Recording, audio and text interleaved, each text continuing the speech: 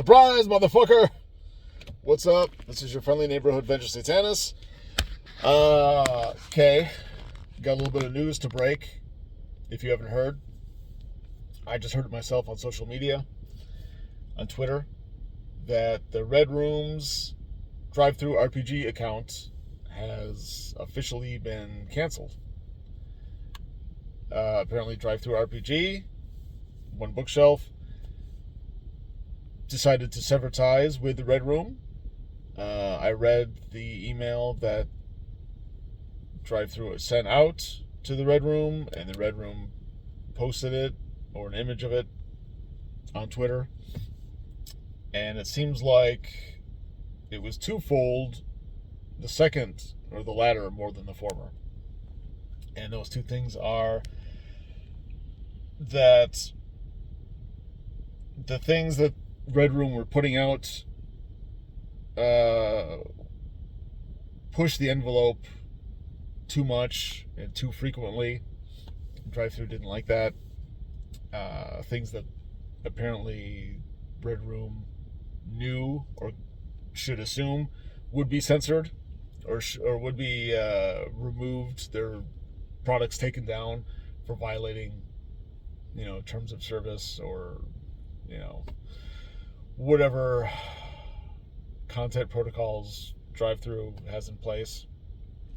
And the second is the hostile marketing thing.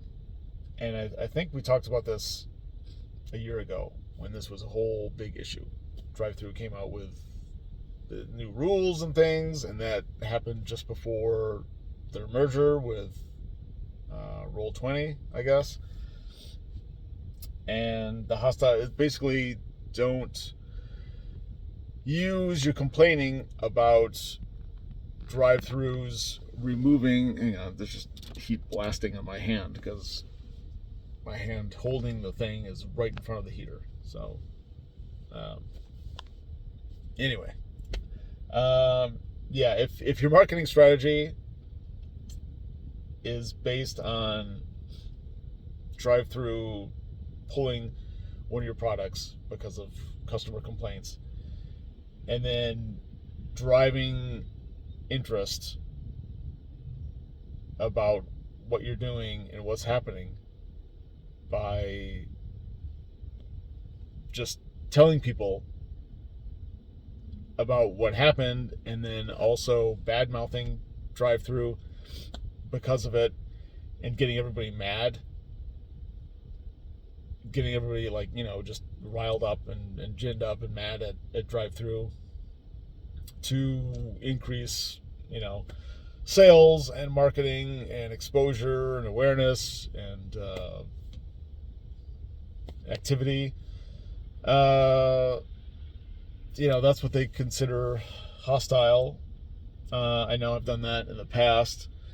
And then when drive-through told me to cut it out, or they would consider cutting ties with me, I decided that I didn't want to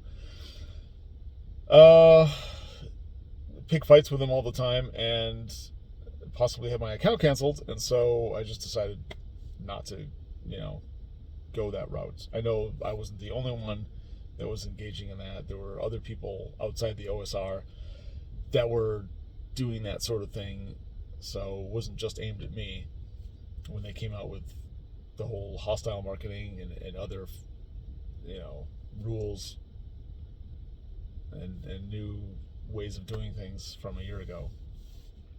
I don't know. It's upsetting that this happened. Not totally surprising, but it's a shame. I mean, I do like, for the most part, drive-through's platform. And again, for the most part, I think they do a good job of, being the PDF monolith of the hobby. But I also really like and respect the Red Room. And so I feel bad about that. I don't know if James Raggi the fourth, is going to have something to say about this, because he came out with a video or two a year ago about drive-through's letter and decision. And I don't know if this is...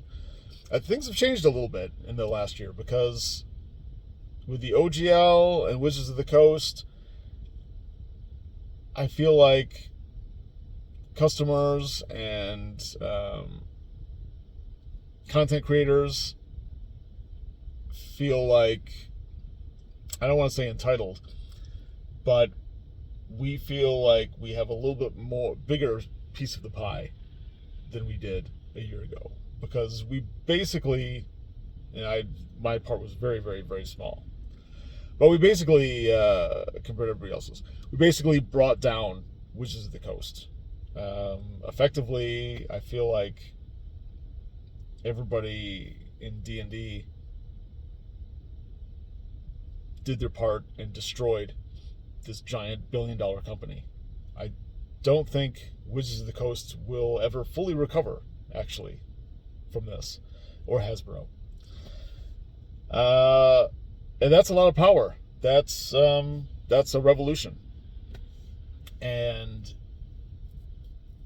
I don't know how that's going to affect things. I don't know how people are going to take this. If they're going to be like, enough is enough, let's just go to... And now there's a competitor, too. A year ago, there was no Big Geek Emporium. And a lot of people had ideas like, oh, wouldn't it be nice if there was an alternative to drive-thru? There is now, and there might be other ones, just like with the open game license. There's the Black Flag, and there's Pathfinder, and there's like one or two other company conglomerations that are doing their own open license, doing it for themselves. And so maybe like them, there'll be someone else, or a couple someone else's, besides Big Geek Emporium, coming on the scene, picking up the slack, or taking on things that drive-thru just doesn't want to.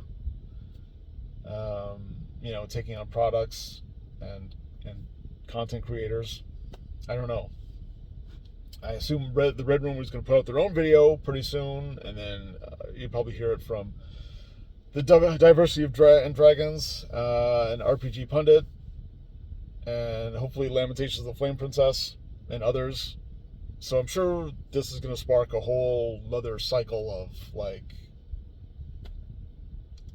combination of navel gazing and maybe a call to action. All I'm doing is letting people know that this happened and that I feel bad about it. I don't know if that's that relationship between the Red Room and drive-thru is so severed that it just can't be repaired, or maybe there's an opportunity there to reach out and maybe compromise between the two sides. Maybe the Red Room could tone it down a little bit and cut drive-thru a little bit of slack, while at the same time drive-thru could lighten up on their policies, because there's a lot of things that they don't allow. And to my understanding, context doesn't matter. It doesn't matter if it's parody or satire or humor. It doesn't matter if something was okay 20 years ago, like sexist views or something like that, or what's considered sexist now, or even sexist then. Do you remember the movie Prince of Darkness, where the girl was like, that's a sexist thing to say, and the dude was like, yeah, I'm confirmed sexist, and I'm proud of it, or something like that, because he's like, how come nobody in our department that looks like you stays around for very long? And it's back in the day, sexist was, I don't know, just another word, like you're stubborn, or you're argumentative, or you're blue-eyed, or something like that. or sometimes you're kind of a dick. But now that we live in this hyper feminized version of our society, sexist is like a horrible, terrible thing. It wasn't like that 20 years ago, or 30 years ago, or, really even 10 years ago. But we live in the age we live in, and then we have to deal with that. So, I don't know. One of the things that drive-thru could do, I'm going to finish up the video in like a minute, but bear with me. One of the things that drive-thru could do is, besides lighten up on their policies a little bit and allow for context to determine if something is verboten or if it's permissible. And this is something that another video just mentioned. The review guy, DM Bloodworth, Chains, and God, I can't remember the name of his YouTube channel. Whips and Chains or something Unchained. I don't know. Anyway, that only customers who have paid the money and downloaded whatever it is and had the chance to thoroughly read and digest it should be allowed to complain, make complaints, file complaints to drive-thru that would then allow drive-thru, when they've received enough of them, to take action, like pulling a title in order to review it. And now it seems like their policy is, if any customer just sees an image, like a thumbnail, and a title, and an author or a publisher, they can just immediately complain and get that going. And then if enough people complain, then they'll just pull it. And then they'll see what it's about. And then they'll take a week or so to read it over and decide if it's, can be blacklisted or whitelisted. But it sucks when just a handful of people that have never read the product, they don't know anything about whatever it is, except maybe they see a spicy title and perhaps there's a risque cover. Maybe like a little blurb that like, oh, this contains mature content, which is why we put it behind the mature curtain. And and then all of a sudden it's pulled. Is that fair?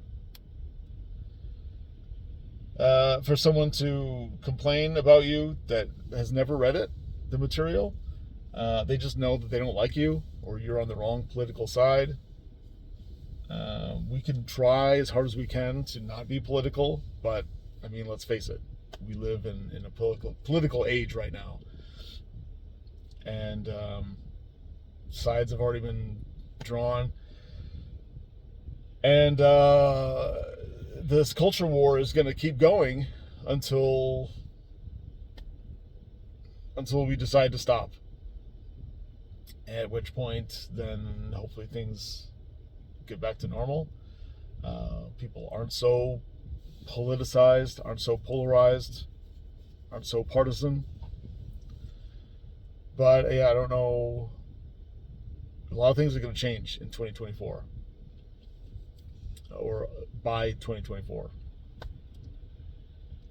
So I don't know exactly how things are going to go, but this whole thing with drive-thru canceling the Red Rooms account was kind of shocking, but I'm also not too surprised. I didn't know if drive-thru was actually going to pull the trigger on that, or if that was just kind of them maybe posturing. They kind of drew a line in the sand, and I didn't know what would happen exactly if someone like got too close to it or crossed it too many times. But I guess now we know, and then we'll see. We'll see what happens. So I welcome everybody else's video and input. Feel free to comment below. Also like, subscribe, all that good stuff. I will put a link to my blog where you can buy the Chult Trilogy. because I still have books for sale. You got Jolt, Jolt Fuchsia Malaise, Jolt Chartreuse Shadows, and yeah, I'm still selling the hardcovers, signed, numbered, comes with a PDF. So yeah, take advantage of that. If you haven't seen Neckbeardia's video review that just came out a week or two ago, that was pretty funny. Check that out. That's got like 5,000 views already. So I've got a lot of interest, a lot of people hitting me up for copies. I'm over halfway sold on the new book, Chartreuse Shadows. So, but I'm also getting down there. I'm almost halfway sold on both Chult and Chult Fuchsia Malaise. So if you want the trilogy, get it now, because by 2024, some of the books might be sold out, and I'll be looking for doing part 4 of the Chult trilogy, and yeah, all that good stuff. So have a good weekend. Stay safe out there. Keep your head attached and clear thinking and all that stuff. Yeah, it's crazy. It's crazy shit out there. All right. Bye-bye.